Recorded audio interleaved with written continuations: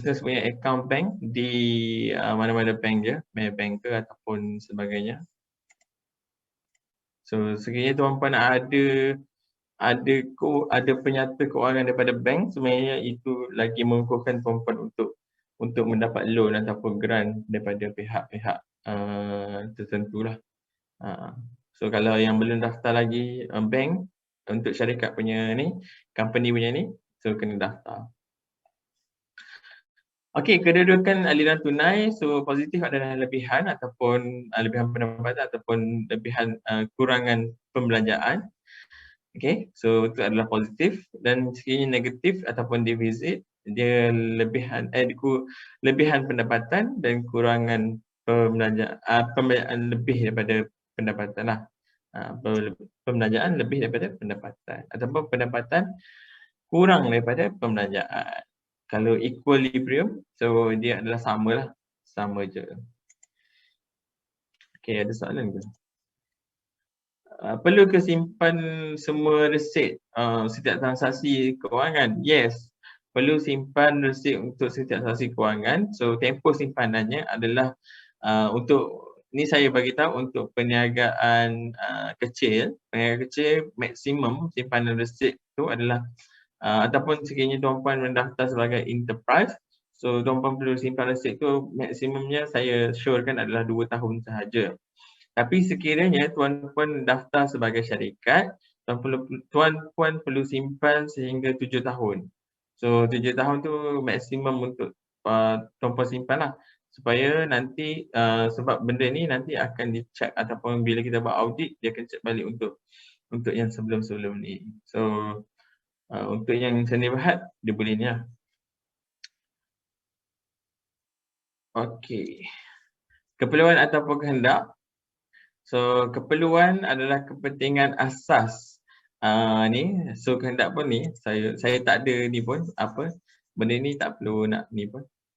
So tuan-puan pun dah tahu kan, so sekarang lagi-lagi COVID kan, semua jadi keperluan.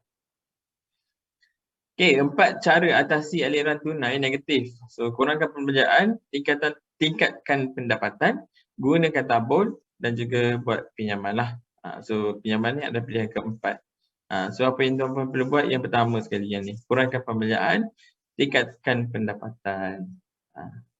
Okey, guna tabung dengan pinjaman tu saya tak syorkan.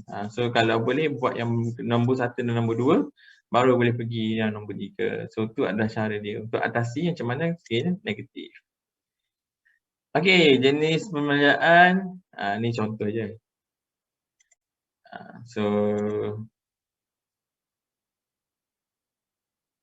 pendapatan, pembelanjaan, tabungan. Okay, so kat sini ada syorkan untuk tuan-puan uruskan tuan-puan punya financial dengan menggunakan enroll money ataupun expense track untuk check lah. Sekiranya ada pembelanjaan ataupun tuan-puan nak record tuan-puan punya pembelanjaan, ada orang beli, duit masuk, duit keluar, so boleh record dekat bahagian sini. So dia panggil, apps dia adalah enroll money. Okay.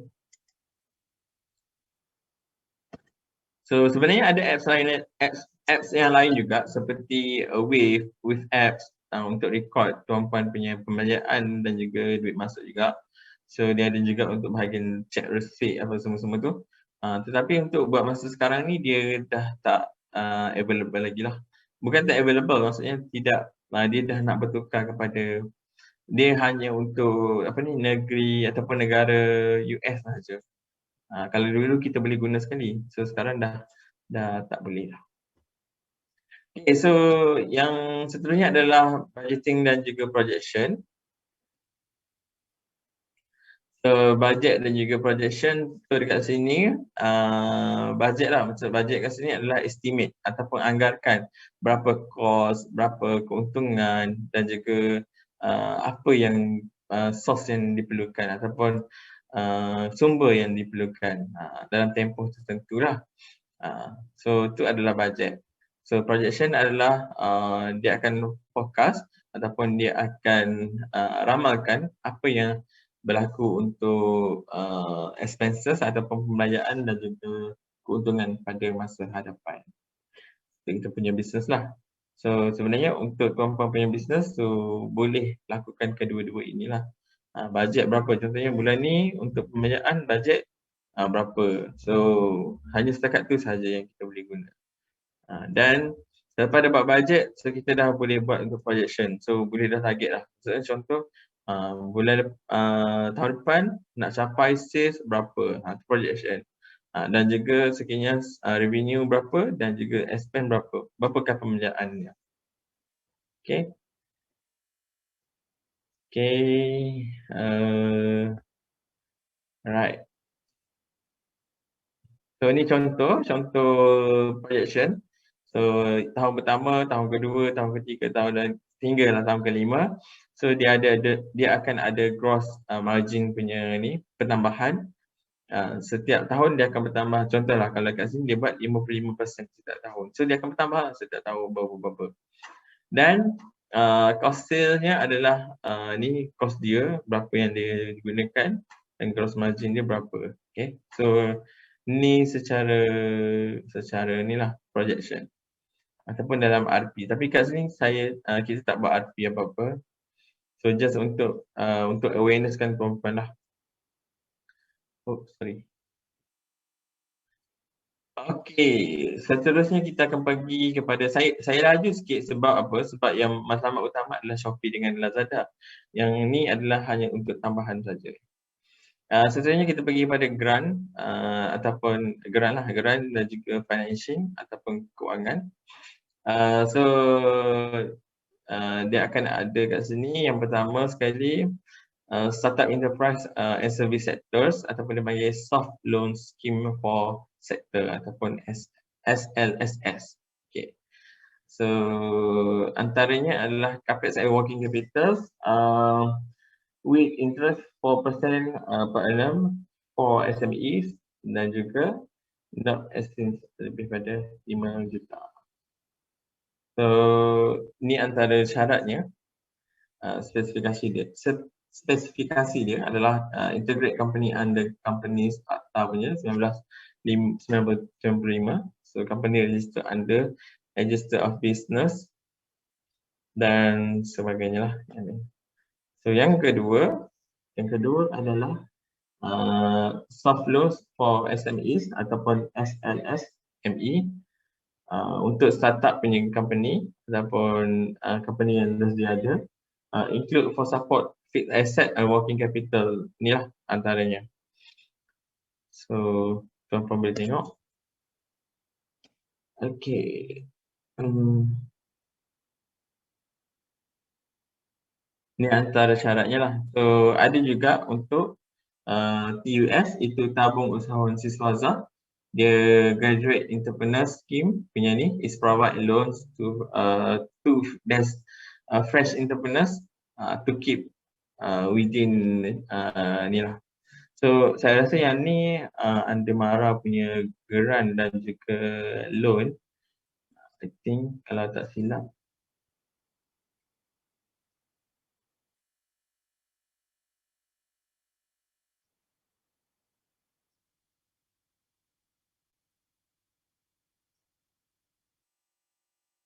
Okey.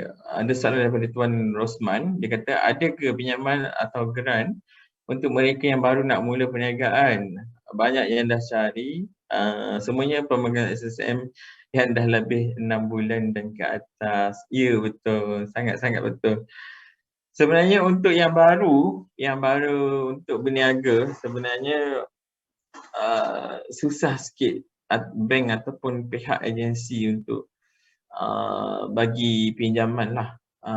So memang kebanyakannya adalah mereka yang memang dah berniaga selama 6 bulan dan ke atas sahaja. Sebab itulah saya bagi tahu register lah ataupun daftar lah untuk SSM tu. Sebab kalau tuan-puan tak daftar, so benefit yang tu susah sikit untuk tuan-puan dapat lah. So dia jadi macam stuck bila kita nak start business kan. So tapi ada je yang bagi kelonggaran sedikit lah pada usahawan yang baru. Tapi yang tu lebih kepada macam tuan-puan perlu sediakan RP, sediakan macam-macam lagi lah untuk tuan-puan punya projek. Okay, tapi macam-macam mana pun wajib ada SSM. Kalau tak ada SSM, so diorang pun tak yakin tuan-puan ni buat ni untuk berniaga ke untuk apa. So macam tu lah. So alright. So ni TUS ni adalah tabung usahawan siswaza. So ni under MARA juga. So under MARA juga, MARA ada sediakan satu tabung usahawan siswaza ni di mana mereka yang baru mula nak start berniaga lah. Tapi syarat utama dia saya rasa sebab kalau tengok pada syaratnya, at least a diploma or any degree recognized by Malaysian punya ni MQR dan graduate time not exceed 15 tahun lah. Maksudnya so kalau tuan-puan rasa belum lagi capai cukup 15 tahun untuk graduate, so boleh saya rasa untuk mohon ni lah. Tapi saya rasa ada satu lagi lah yang kena ni, iaitu tuan-puan hendaklah berada di bawah MARA punya ni lah. Untuk ni. Betul. Ada juga Puan Hasizah bagi tahu. Tekun dengan AIM kan yang MARA punya ni kan, ataupun usahawan. Tapi saya rasa amanah ikhtiar, betul, amanah ikhtiar untuk perempuan juga. Untuk perempuan sahaja kan rasanya. Lelaki rasanya tak ada untuk amanah ikhtiar. Okey. Okey. So untuk berkelompok lah tu, tapi tuan-puan perlu ni perlu ikut ada geng ataupun yang buat pinjaman secara berkelompok. Sebab dia akan ada, rasanya dia akan ada coach ataupun dia akan ni. Tekun ada lelaki. Okay. So boleh pergi pada website ataupun tekun punya ni, boleh tengok lah. So tapi kan macam saya tidak menggalakkan jika tuan-puan hendak mulakan satu perniagaan untuk mengambil pinjaman kerana bila kita first time untuk berniaga ni, bila kita nampak duit dah banyak, so untuk pengurusan keuangan tu adalah sangat-sangat susah ataupun sangat-sangat rumit kita rasa. Cuba tanya yang dah berpengalaman, betul tak? Kalau dah ada duit banyak, so dia akan jadi satu kesusahan untuk orang kita ni.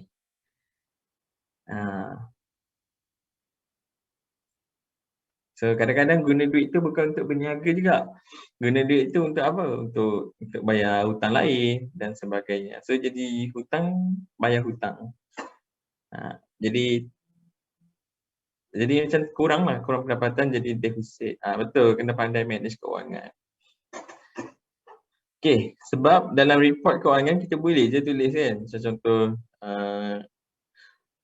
macam nak berapa. Tapi sebenarnya yang kita sendiri untuk handle benda ni. Kena pandai manage keuangan, kita kena rancang. Okay, better keuntungan tu untuk bisnes. Risiko membuat pinjaman, betul, sangat-sangat betul. Bahasa pasar banyak lubang, kena korek tutup. Betul. Okay, dengan apa ni?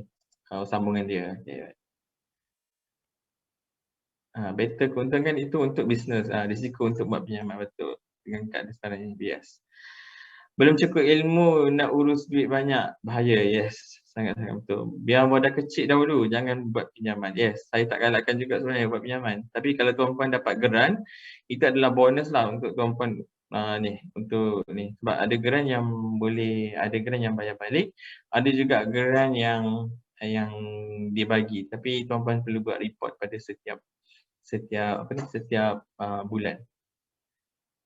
Ya, betul. Ikut kemampuan untuk berpinjaman dia. Sebab kalau tuan-puan daftar untuk sebagai enterprise tadi, contohlah kalau katakan tak dapat untuk bayar pinjaman tu, so dengan harta peribadi tuan-puan pun akan dicagarkan, akan diambil sikit.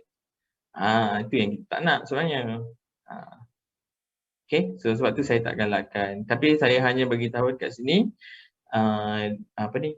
ada ruangan sekiranya tuan-tuan untuk buat pinjaman lah.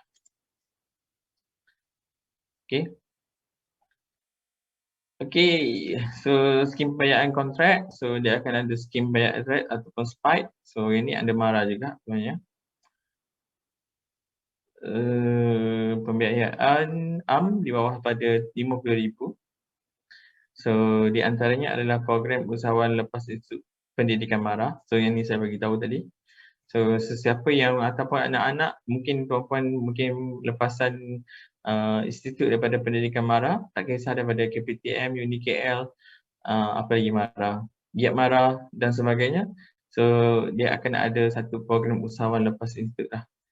Dan juga dia akan ada skim pembiayaan lepasan IPMA dan bersemai, skim pembiayaan perniagaan khas wanita ataupun dana nita, skim pembiayaan orang kelainan upaya OKU, skim pembiayaan perniagaan bergerak mobile business. Yang ni mobile business kalau tuan-puan tengok kan, ada dekat, kalau tuan-puan perasan, ada satu sekarang ni yang saya baru nampak, ada satu box yang MARA bagi, Pak MARA bagi. Dia ada tulis kat box tu untuk Giat MARA punya box. So dia buat macam-macam lah. Servis tukar tayar ataupun hantaran makanan ataupun banyak lagi lah. Tapi dia akan bagi satu box lah untuk antara skim perniagaan bergerak ataupun mobile business. Skim pembiayaan perniagaan mudah jaya, SPIM, dan juga PUTEK lah, program pembangunan usahawan teknikal.